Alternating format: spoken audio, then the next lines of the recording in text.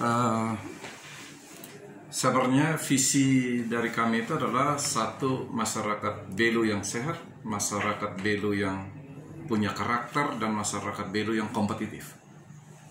Sehat ini sebenarnya sehat dalam semua aspek kehidupan masyarakat Belu.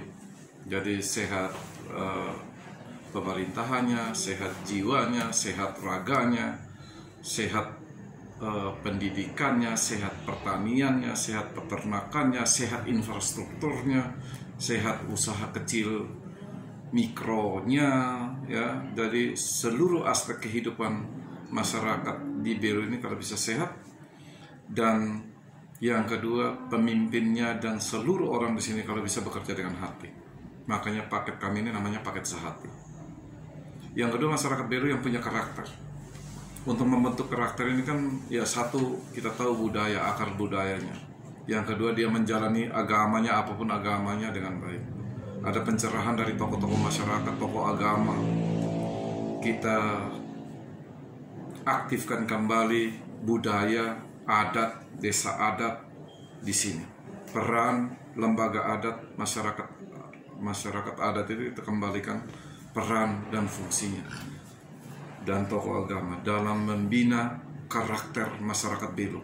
Masyarakat Belu yang punya budaya, saling menghargai, ya, saling menghormati, tahu adat, tahu sopan santun.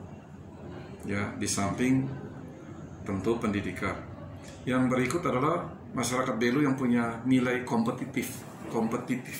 Untuk kompetitif harus sekolah atau harus punya keahlian, punya kemampuan di bidang apa saja, baik didapat dari pendidikan formal maupun informal atau non formal, supaya dia bisa kompetitif.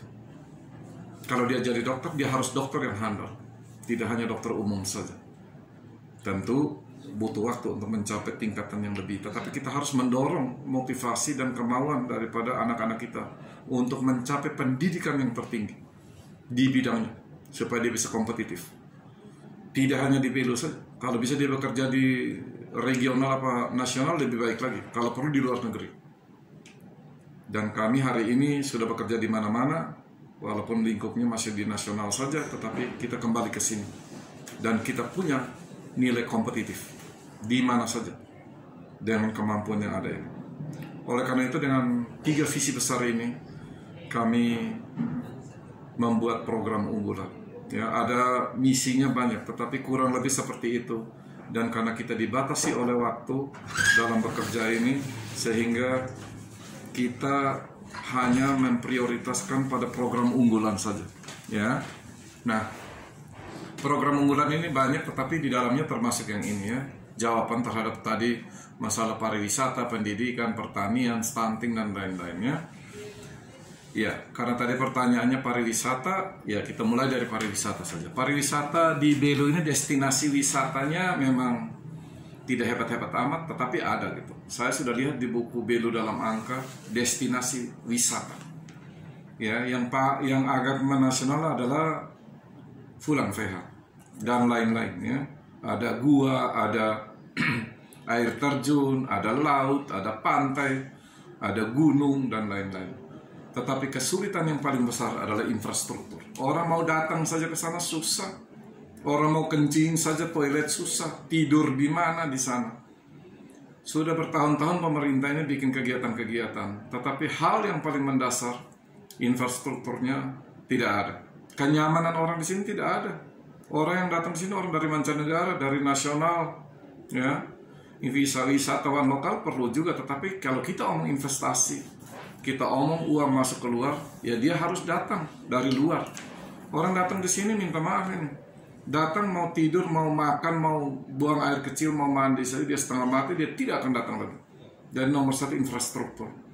Yang kedua adalah sumber daya manusia. Kita harus latih, kita punya orang untuk menerima tamu-tamu dari dalam negeri atau luar negeri untuk datang di sini, supaya kalau mereka datang ke sini, dia tahu kalau dari mancanegara berapa orang yang kita bisa latih untuk dia memahami bahasa asing untuk menerima tamu-tamu ini, mendampingi orang itu. Dia tahu tentang pariwisata, dia tahu tentang sejarah dari berbagai macam destinasi wisata di sini. Yang berikut adalah dia tahu tentang budaya. Masyarakatnya juga harus siap menerima orang. Ya, kita punya rumah adat, minta maaf ini. Ya, kebersihan, kesehatan di sana, cara terima orang, cara nyuguhkan orang. Ya, sudah sehat belum? Orang mau makan saja setengah mati di sana. Ya, bagaimana cara menyiapkan dan lain-lain hal-hal teknis, tetapi sangat mengganggu kalau kita terima tamu. Jadi pariwisata dikembalikan kepada situ. Ya, kita memang prioritas sesuai dengan programnya nasional maupun regional, program pemerintah nasional, pemerintah NTT. Pariwisata menjadi salah satu andalan dari pemerintahan di sini untuk menarik investasi masuk ke sini.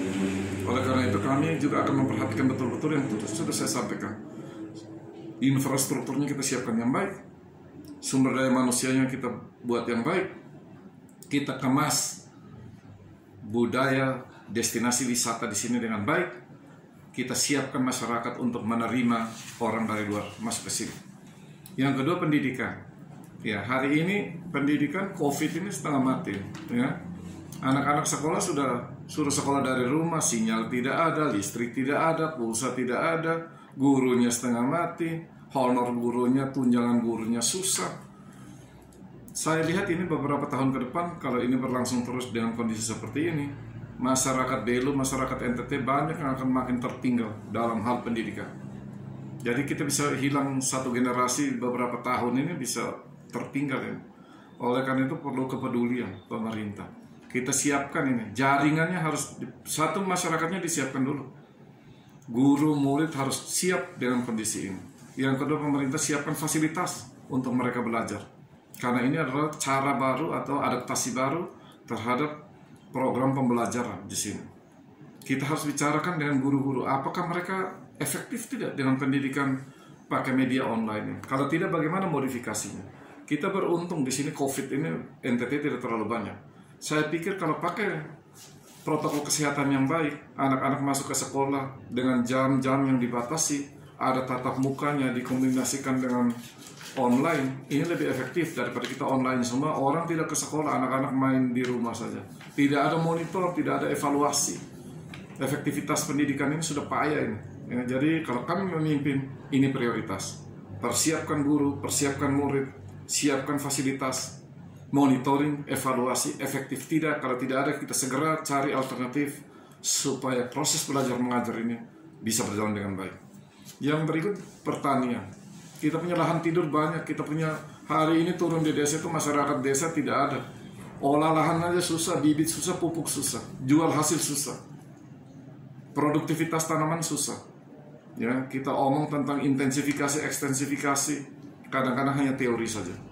Orang olah lahan tidak bisa. Ya, jadi mesin pengolah lahan mekanik ini masih kurang. Ya, regulasi bibit dan pupuk masih susah. Masyarakat mau dapat pupuk susah. Ya, jaringannya jumlahnya kurang, regulasinya susah. Saatnya masyarakat tanam, sesudah dapat hasil mau jual susah.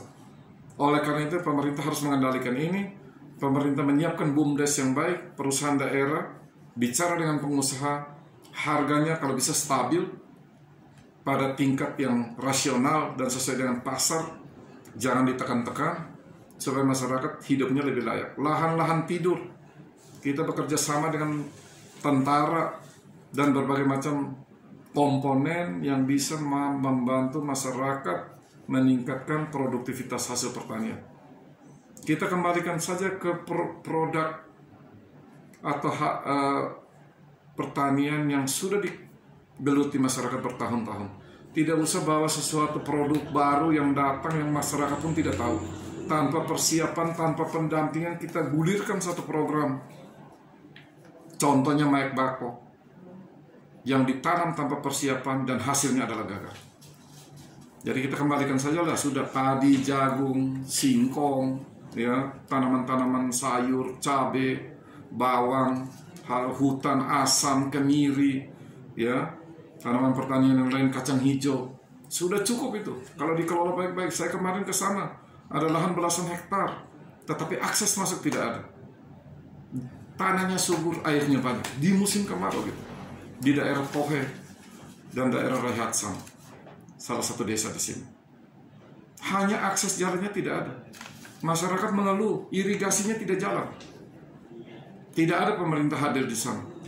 Hanya hadir setiap 5 tahun satu kali. Oleh karena itu pada saat kami memimpin, akan kami kelolanya dengan baik. Dan masyarakat Belu atau Belu menjadi lumbung pangan, menyumbang peran untuk lumbung pangan di NTT. Nah, stunting ini bagian daripada kesehatan walaupun dia tidak murni kesehatan. Presiden sudah bilang turunkan dari angka 30-40% ke 12-14%. Bagaimana caranya? Tidak ada koordinasi, tidak ada sinkronisasi, tidak mungkin kesehatan sendiri. Ya, air bersih, perumahan, infrastruktur yang lain termasuk kesehatan harus bekerja sama. Kalau tidak niscaya ini akan turun 14%. Ya, jadi kita turun, jangan turun. NTT itu nomor 3 dari bawah. Oleh karena itu, ini pilih pemimpin yang mengerti kesehatan, pilih dokter kalau bisa. Kita akan mengkoordinasikan ini secara baik.